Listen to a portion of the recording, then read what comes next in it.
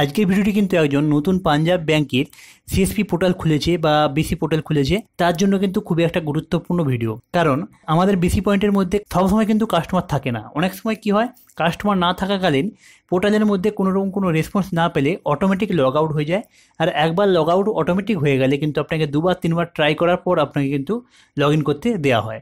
R log in করার প্রসেসটা কিন্তু অনেকটাই বড়। যারা লগ ইন করতে জানেন না তার উপরে একটা ডেডিকেটেড ভিডিও রয়েছে, আপনি চাইলে দেখতে পারেন। ভিডিওটির লিঙ্ক ডেসক্রিপশনে পেয়ে যাবেন বা প্লে লিস্টের মধ্যে গিয়ে আপনি চেক করতে পারেন। সেটা আলাদা একটা টপিক। কিন্তু যদি আপনি আপনার পোর্টালের মধ্যে অনেকক্ষণ কোনো রেসপন্স করছেন না, সেই ক্ষেত্রে কিন্তু অটোমেটিক যাতে না আপনার পোর্টালটা লগ আউট হয়ে যায় তার জন্য কিন্তু একটা ট্রিক্স রয়েছে। সেই ট্রিক্সটা আমি আপনাকে এই ভিডিওটির মাধ্যমে জানাবো যদি আপনি একজন নতুন পাঞ্জাব ব্যাংকের সিএসপি পোর্টাল খুলেছেন। তো আপনাকে যেটা করতে হবে, আপনাকে যখন কাস্টমার রয়েছে তখন আপনি কি করবেন, আপনি এখান থেকে যেরকম ক্যাশ ডিপোজিট, উইথড্রয়াল বা balance checking, mini statement check বা কেওয়াইসি যা করুন না কারণ করার পর যখন দেখছেন আপনার অ্যাকাউন্টের কোনো কাস্টমার নেই, সেই ক্ষেত্রে আপনাকে যেটা করতে হবে, আপনি আপনার সিস্টেম থেকে ট্রানজ্যাকশন অপশনটির উপরে ক্লিক করবেন। এরপরে ক্লিক করার পর এইপিএস অপশনটির উপরে ক্লিক করার পর ব্যালেন্স ইনকোয়ারি এই অপশনটির উপরে ক্লিক করবেন। যেই ক্লিক করবেন তো এখানে আপনাকে আধার নাম্বার টাইপ করার অপশন চলে আসবে। আপনি এখান থেকে যে কোনো একটা, সেটা আপনারও আধার নাম্বার হতে পারে, সেটাকে আপনি এখান থেকে টাইপ করে নেবেন। আধার নাম্বারটাকে টাইপ করার পর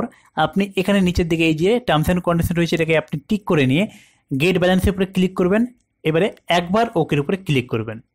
যেই আপনি এখানে একবার ওকের উপরে ক্লিক করবেন, এই যে অপশানটা আসবে put your finger for dual finger authentication, এই অপশানটাকে এই জায়গায় আপনাকে এসে আর কিন্তু ওকে করা চলবে না। আমরা সাধারণত ব্যালেন্স চেক করতে গেলে দুবার ওকে করি, কিন্তু এইবার একবার ওকে করবেন, করে রেখে দেবেন।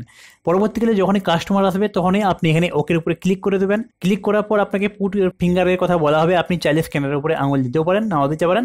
কিছুক্ষণ বাদে ক্যাপচারটা ফেলড হয়ে যাওয়ার পর আপনার পোর্টালটা আবার চালু হয়ে যাবে। তাহলে আপনি কি দেখতে পেলেন, যখন কাস্টমার থাকবে আপনি এখানে কাজ করলেন। আপনার যদি মিনি স্টেটমেন্ট চেক করতে হয়, কোনো কাস্টমারের মিনি স্টেটমেন্ট চেক করলেন, ব্যালেন্স উইথড্রয়াল করতে হলো, ব্যালেন্স উইথড্রয়াল করলেন। উইথড্রয়াল করার পর যখন কোনো কাস্টমার থাকবে না আপনার কাউন্টারের মধ্যে, তখন আপনি সেম ব্যালেন্স ইনকোয়ারি এই অপশনটির উপরে ক্লিক করবেন। ব্যালেন্স ইনকোয়ারি অপশনটির উপরে ক্লিক করার পর আপনার কাছে আপনার আধার নাম্বার আসবে। আধার নাম্বারটা টাইপ করবেন। টাইপ করার পর টার্মস অ্যান্ড কন্ডিশনটাকে আপনি এখানে টিক করবেন। টিক করার পর গেট ব্যালেন্সের উপরে ক্লিক করে একবার ওকের উপরে ক্লিক করে এই পজিশনে আপনি এখানে রেখে দেবেন, কোনো কিছু করবেন না। তো যতক্ষণ আপনি এখানে দ্বিতীয়বার ওকের উপরে না ক্লিক করবেন ততক্ষণ আপনার এই পোর্টালটা কোনোরকমভাবে লগ আউট কিন্তু হবে না। এটাই একটা ট্রিক্স।